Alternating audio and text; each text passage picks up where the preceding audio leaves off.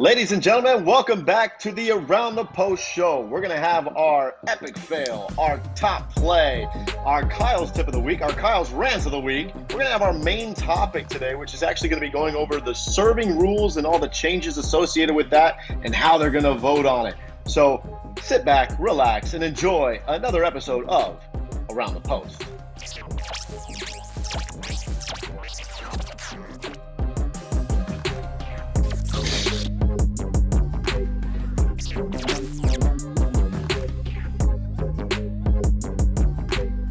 What's happening, guys? Johnny Pickleball here, and join with me as usual, Kyle Yates and Eddie from Eddie and Webby. There he is.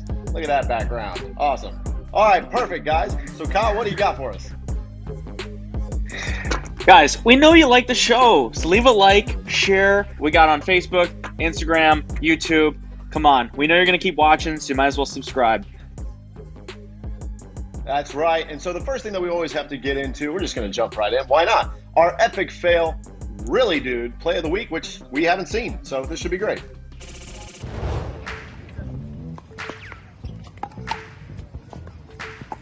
So far, so good. Nice drop. Yeah. Okay. Oh, premature speed up. Good exchange. Good hands rally. Nice little sword fight. Whoa. Little reset. These guys know what they're doing. I like it. Patient, keeping the ball down. Good playing. A little high. Ooh, little temp net. Nice. It's a good Resets. You backed up a little too far, but yeah, they backed up a little far, but they're hanging in there. Nice. Unreal. No, not that one. You missed. That's tough. We've all been there. That's tough. And always, per usual, dramatic, my favorite part of all those, the partner's reaction where he just lifts his head high in the air like, what a bummer. You should have made it, but I'm going to act like a good partner and make sure you see my eye roll when you're on the ground instead of actually at your face. So that's perfect. I like it. All right, cool. So that's going to be our epic fail. Guys, you know the drill. If you want to submit your epic fail, your top play, all you have to do is just put it to info@aroundthepostshow.com. Just send it there so we can make fun of you just like we make fun of everybody else. All right, so next thing we have, top play of the week. Let's do it. Eddie, roll it. That last play would have been top play if he'd have made the last shot. Oh, he just keep going here. The serve is the top play. I was saying that return wasn't phenomenal, but The serve just keeps going. Is it 2-0? 3-0 start. Oh, wow. I'll tell you what, I'm glad we have our rules segment today. I can't wait to see how exciting this is for pickleball. This would make me want to watch. He looks like a young Morgan Evans with hair. His nasty serve. Was that 8 now? Morgan 9? Evans with hair. Oh, that was 11. I think that was it. No hitter. Golden pickle by Porter Barr. That's right. Yep, and that's going to be our top play of the week. Man, I would watch pickleball if that's what happens every time. All right, so with that being said, guys, don't worry. We'll be right back. I'm sure we have to see what Eddie's up to. Eddie, what are you doing? You know, I like to enjoy an adult beverage once in a while, and I've really started to enjoy hard seltzers over the past couple years. But often I feel like I have to pick between a low-calorie seltzer that tastes artificial or a high-calorie seltzer full of a bunch of stuff that I don't want. And that's why I like Fruit Smash from New Belgium Brewing, which comes in 3 different flavors. And today, I'm enjoying the Berry Blast flavor. It has 4.7 ABV, just 100 calories. It is gluten-free and is made with real fruit. You going camping? Bring a Fruit Smash. Heading to your end of summer barbecue or cookout? Bring a bunch of Fruit Smashes. Done with your pickleball matches? Smash a Fruit Smash. Thank you again to New Belgium for sponsoring today's episode, and thank you for your continued support of pickleball. Back to you, Johnny. All right. Perfect, Eddie. Thank you so much. New Belgium Brewing Company, always a great sponsor to have them. And Eddie, I can't tell if you're in a closet or in an elevator, but either way, man, doing big things. So next up, we're going to go straight to it. The tip of the week. Guys, remember, we can't make this stuff up. This is Kyle's tip of the week. Let's do it. Let's see what he's got this time. You know, people, every year on average, 40 people die a year in the United States from lightning strikes. Yes, lightning strikes. And you know where is a not safe place to stand during a thunderstorm? Inside a metal cage. Yes, most pickleball courts are actually hotbeds for lightning strikes. So if there's a storm coming, you hear some thunder, just get out of there, go take cover. You can play another game later or the next day. Pickleball's not that important where you're going to risk your life over. Okay, Florida especially is notorious for lightning strikes, so here we do not take them lightly. And I've seen so many instances where people are out playing pickleball and it's still thunderstorming or storms approaching. If you hear thunder, it's close enough to strike you, okay? So just pack up and live to play another day, please. We don't want to see any fatalities in the pickleball world, okay? So you hear thunder, take it inside, please. And we just can't make this stuff up. That is legit stuff coming from Kyle Yates. Unreal tip. It's even free. It just can't get any better. It's just crazy. All right, so that's our tip of the week, which means now we have to go into, of course, Kyle's rant of the week. Here we go. Here we are again, talking about rule changes soon. And we've already covered this topic a little bit, but it's funny that it just keeps coming up. And it's so easy for me to end up blaming the rules committee for some of these strange rule changes, some rule changes that just either don't make sense or don't seem like they were thought out enough. But lo and behold, I've actually come across some big rules decisions that weren't even addressed by the rules committee. In fact, I can't really name any names. I'll leave you guys to do your own research. But I've actually come across where a big-time rules decision was decided by the higher-ups, the powers that be, without the consent of the rules committee at all. Sounds a bit strange, right? And don't worry, there was some dissent amongst the rules committee. They were not happy about it, and there were some conversations had later. And the result of those conversations are yet to be determined. But it just makes you wonder who's making these decisions and why and for what purpose. And why are we not aware of it? Because I guarantee you no one else is going to tell you guys these things. So I figured, you know, who better to share this information than myself? And I can't tell you everything, but just trying to keep it real for you guys and letting you know that there are things going on behind the scenes that we just don't know about. And like I said before, I'd like to sit in on some of the meetings. I'd like to talk to, you know, some of the higher ups in the USA Pickleball, but they just don't seem interested in talking to me or sharing their information with anybody. So just begs the question, what are they hiding? And if they don't have anything to hide, then why not be transparent about everything? So, you know, just stay woke, my friends. That's all for today.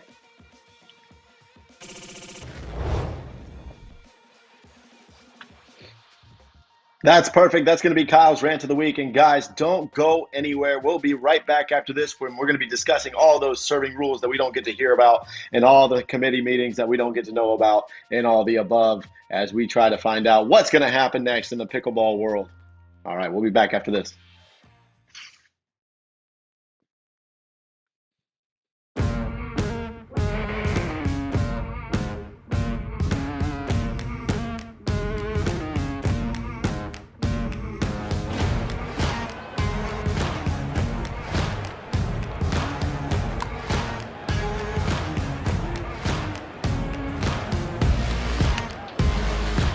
Want to highlight your pickleball venue? Email johnnypickleball@gmail.com today and bring the Johnny Pickleball Show to your hometown.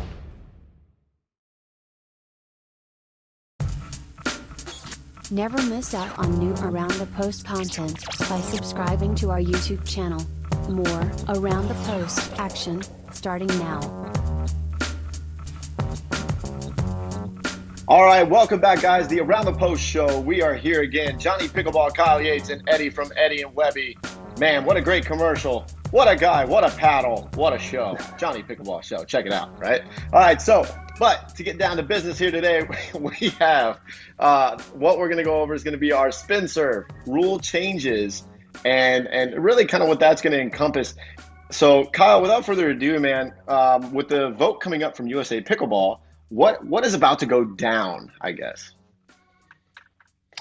Well, originally, all this started when there was a rule change to accommodate what they called the COVID serve, where you were able to use the paddle to essentially toss the ball. So they're saying the ball wasn't in play until the ball was served. And so what some creative players came up with was different ways to toss the ball to add a little bit of extra juice on it. And so what the rules committee and others are trying to decide is, do we continue to allow some of these new innovative serves, or do they seek to eliminate that original rule change due to COVID and go back to the original rules from, I guess, about a year and a half ago?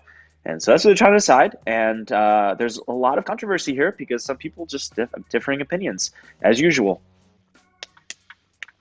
Yeah, that's what makes pickleball so great. It's like the Wild Wild West. We all just kind of do our own thing and we hope something sticks.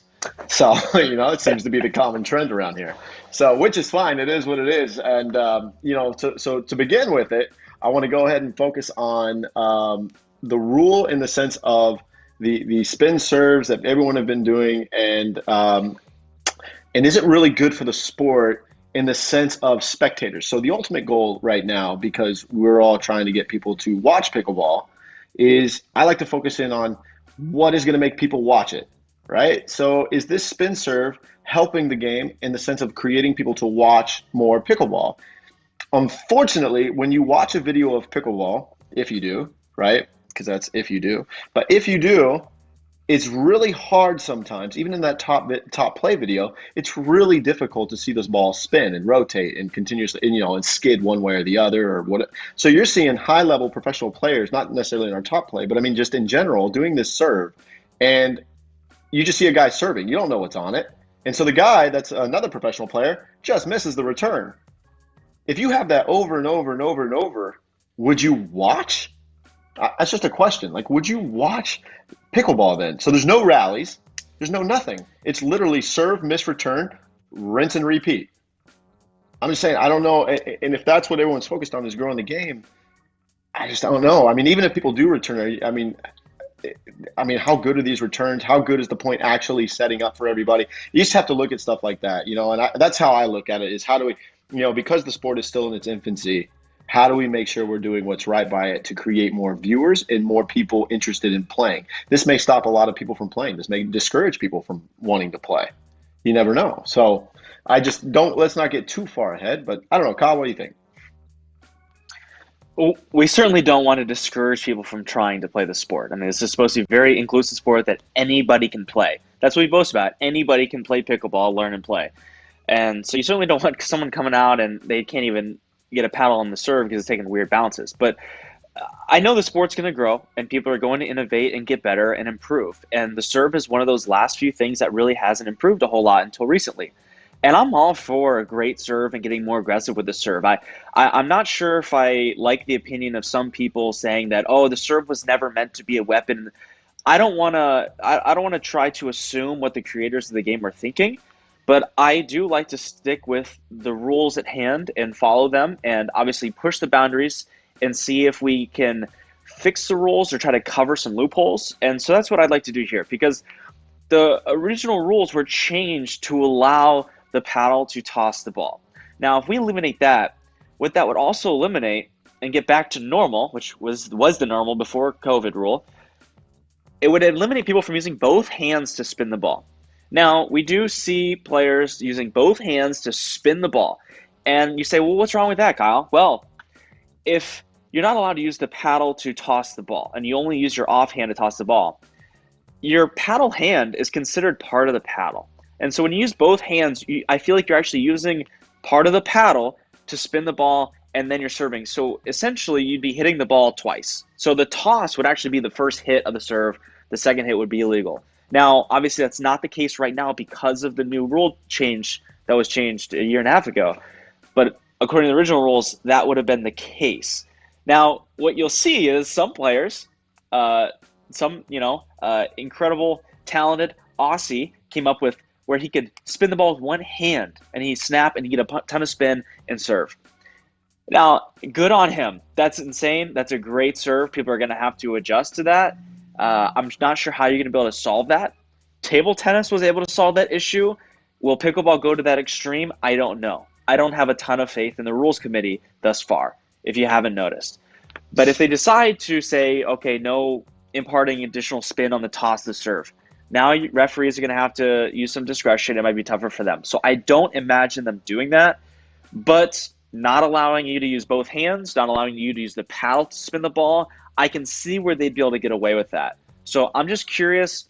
I would love to sit on a meeting and listen and hear their thoughts, but we're not allowed to do that. So we're just going to have to wait and see. That's right. And so, again, when we get to it, is that paddle, just like you said, the hand that holds the paddle, that's part of the paddle. So that makes things a little interesting. If you can do it off one hand, of the opposite hand, good for you. Until they address that thing, but one thing at a time, according to USA Pickleball. Yeah. You can spin off your shoe, you can spin off your elbow. But I'm just seeing, and I'm doing it myself too nowadays because other players are doing it, using both hands to really get a ton of spin on it and then serve. To me, it just, to me, it violates a little bit of the integrity of the game because you're affecting the ball twice. You're hitting it once with your hands and then hitting it again. And to me, as a racket sport enthusiast, when you're really only supposed to hit the ball once, that's kind of weird. And coming from me, I think that's a little extreme because I've been known to do something similar. I don't know if you remember from a couple years ago, the magic blow incident. Now it sounds a little funny, but picture this: the ball hits the net, falls over. I run up, hit the ball up. I know it's not going to make it over the net because I didn't have the right angle. So I take a nice deep breath and I blew the ball over the net. And it was called a fault. And then after further review from the USAPA, they overturned that and said it was legal. And since then, I've done it a bunch of times, and it's still legal to this day. But at least I'm not actually hitting the ball. I'm blowing on it, but I'm not actually touching it physically twice. In this case, I think it's a little different. We're physically touching the ball twice, adding spin, and then hitting again. Now, 2 plays of the same ball intentionally, to me, is not part of the game. And, of course, I'm not the one making decisions, so I'm just kind of at the mercy of the rules committee and the powers that be. Right, and I agree with you. The whole thing of people calling it like, you're not supposed to get an advantage based on the serve.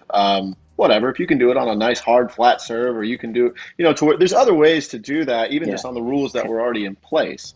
So, I think people were already doing it. I mean, Tyson came in with this huge, massive flat serve that just kind of pushed everybody back, and it was almost, it wouldn't come up sometimes or whatever it did, and it was really hard to get past the mid-court, especially in singles, and created him a really big advantage when it came to singles, especially on the serve. So it was hard to get deep returns off of it. So he figured out a way with the rules that were already in place, how to do that, and it really doesn't. He wasn't changing anything. He didn't do anything. He just really laid into it. That was it. There's no magic. That was it. So that's kind of what I look at of what were people doing before the change. Because I think in pickleball, we love to live in the present, and we don't remember the past. We don't think about it very much, especially as we move forward. I like the grassroots. In fact, I'm going to be getting back to the grassroots a lot more. And in that, you just have to kind of think of what were people doing before this changed. It's very quick to forget sometimes. So food for thought on that. Well, okay. I just got to play a little bit last week with some locals up in Chicago, and a couple of the local 3-5 players were out there doing some spin serves, and it's kind of funny to watch some of these people trying it. But if they get successful, it'd be amazing to see how many points they could get off from a 3-0, 3-5 player trying to read what kind of spin is on the serve. Yeah, absolutely. And even then, now we're seeing even players turn their body away while they're spinning the ball and then facing the court so that you don't know where it's going to go. Yeah. That's impressive. I'll give you that hide one. it. That's pretty impressive. They hide it very well. And so I would love to see it when you start getting 3-0s, 3-5s, 4-0s doing that. It gets interesting. Right. So, all right. So with this, do we have Eddie, do you have any input on this, by the way? No. Perfect. Awesome, Eddie. Smart. Okay, so Thank you. All right, so we also kind of have, is there any other rules that will be coming up that are on the docket? Or do we just not know? Are they going to be talking about the drop serve? Are they going to be talking about the let? Are they going to be keeping that? All these provisional rules that were put into place, they'll all be on the ballot, or are they just going to be going over the spin serve? We don't know. We're not part of the meetings. So I think we'll all be in for a real treat, right? So USA Pickleball, nice. All right. So, any other further thoughts on the spin serve, Kyle, or anything that you think, especially when you're talking about spectating? I would say into spectators for pickleball. What's your thoughts on that? Because I really don't think people, even when you're just watching dinking, you don't see how much spins on the ball from the video. You don't see singles is super fast compared to what you see on film.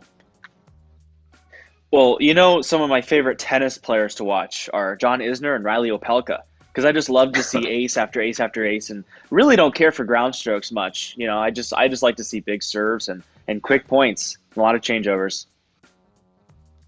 Yeah, it's because, if we keep this serve, it looks like that's probably what we'll see. Maybe people will adjust, but then you're getting the return really short. Here comes a big drive after that. And then, but yeah, there is a learning curve to it, of course. And that's with anything. You're going to have a learning curve to it. So I'm trying to think of, with everybody else that is kind of having these arguments of you'll learn how to adapt over time and then it'll be fine. Which is great. But you're talking about professional players that do this on a living for a daily basis that have time to do that and all this other stuff. But now maybe only once or twice in the amateur world, people are doing this, and they're just, I just think it becomes really messy as you go forward. There's obviously a reason why in table tennis you have to have an open palm and toss the ball up flat 6 inches. There's a reason why you can't hide the ball. There's a reason why you can't spin the ball. There is a reason, and so I'm not sure why we aren't taking a page out of the table tennis book, because they've been around a lot longer than we have, and I think they might know more than us. So I would look to follow a little bit of their example. Now, with the rules committee and when they get into this, should there be? Should it be almost like a local TV thing, and you just go? We live stream everything in pickleball nowadays. Everything's live streamed. Might as well live stream the meeting, right? Just get the kitchen in there. Get Scott Golden in there. Get somebody in there. No, don't send me, but send somebody. All right, get in there and go live stream it, just like everything else in pickleball, because there's just not enough content as is. And so go ahead and get in there and do what? Live stream the vote. Live stream at least the minutes, or print the minutes. Publish the minutes. Do something. Well, they did just appoint Rob Cassidy to be on the rules committee, and so we do have another pro representative. So I believe in him. I hope he helps make some informed decisions. But again, that's just one person, so we'll see if he can bring some sense to the group. Even more of a reason to live stream it. Rob's hilarious. That would be great to hear his take on it. Even more reason. Let's see what he does. You just imagine, I know Rob's commentary. He's a great commentator, man. And it's so funny sometimes because it's just, can you imagine a rules committee meeting? He's like, and there they go, over the top. Yeah, he puts the ballot in. It's good. Can you imagine Rob Cassidy? It would be fantastic. You got to think about stuff like that. I want it live streamed, but we'll see. But anyway, okay. So, guys, we're not going anywhere. We have the Ryan Sherry segment coming up. And actually, I'm going to actually do something a little different, because I want to see Ryan Sherry's take on the serve rule. So I got a little clip for you. He gave us a little clip. So let's see what we got, Ryan. What do you think of the serve rule?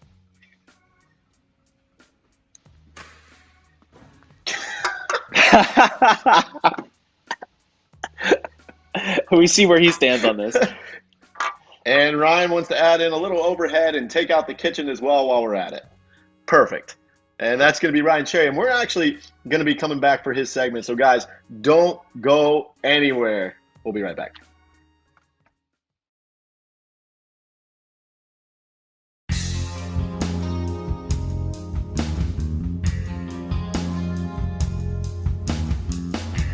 Pickleball podcasting.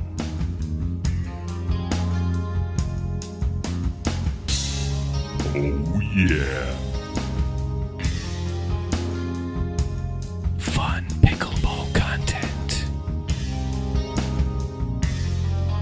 Eddie and Webby on YouTube. Do you want your top pickleball play featured on our show? How about your game face, or epic fail? Email it to info@aroundthepostshow.com. All right, what's up, guys? Johnny Pickleball here with Kyle Yates and Eddie from Eddie and Webby, as you just saw from that amazing commercial from the Eddie and Webby. Always keeping it supple. It's the best word I can think of right now. I don't know what to say about it. So, all right, guys, the next thing we have coming up, Ryan Sherry. We like to check in with Ryan to see where he's at, what he's doing. And to sum up Ryan, I'm just going to give you six P's is what he gave me. 6 P's. Pickleball. This sums up Ryan Sherry in a nutshell, as you saw. Pickleball, right? Pardos, PPA, puppets, philanthropy, and party buses. Let's check it out. Let's see that Ryan Sherry segment.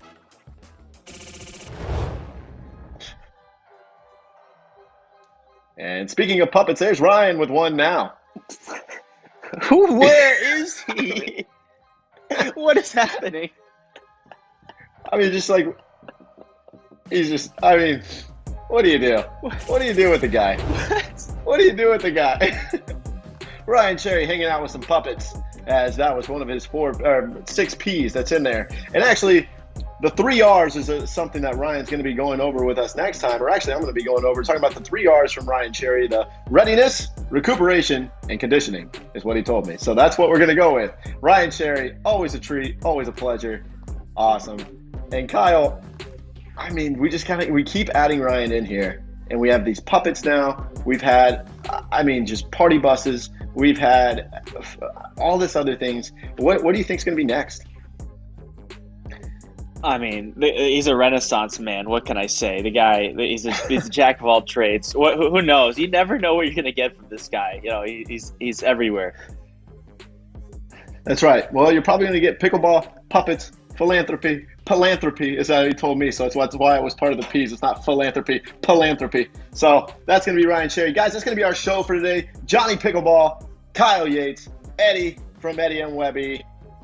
Thank you for joining us once again. We're going to be back pretty soon. A lot going on in the world of pickleball, so we'll see you soon.